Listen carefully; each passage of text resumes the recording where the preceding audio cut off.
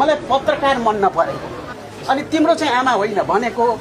हैन आमा पनि ट्रान्सफर हुन्छ नि आमा पनि आमाको हैसियत पनि त ट्रान्सफर हुन्छ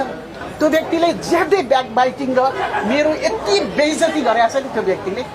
त्यो मान्छेलाई चाहिँ मैले जवाब दिन नखोजे त्यो पत्रकारले जहिले पनि मलाई के भन्यो नि यो विदेशी उसबाट परिचालित हो यसले देशलाई बेच्दैछ यो बालुवाटारमा चाहिँ अहिले राजदूतका गाडी छिरे भनेर सधैँ भन्थ्यो अनि तिम्रो चाहिँ आमा होइन भनेको हैन हाम्रो संस्कृतिमा हिन्दू संस्कृतिमा के हुन्छ भने तपाईलाई बताऊ सानो केटीलाई पनि आमा भन्छ महिला भएपछि हैन भनेपछि मैले के भनेको थिएँ भने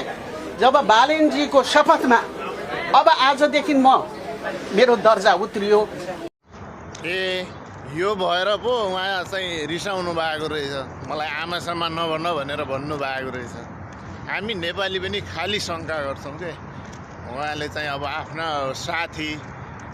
एमालेको सांसदको सूचीमा परिसकेको मान्छेलाई प्रधान न्यायाधीश बनाएन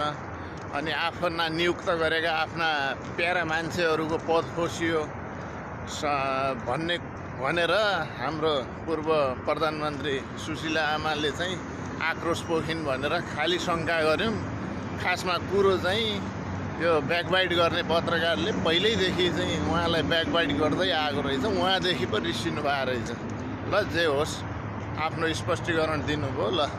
धन्यवाद।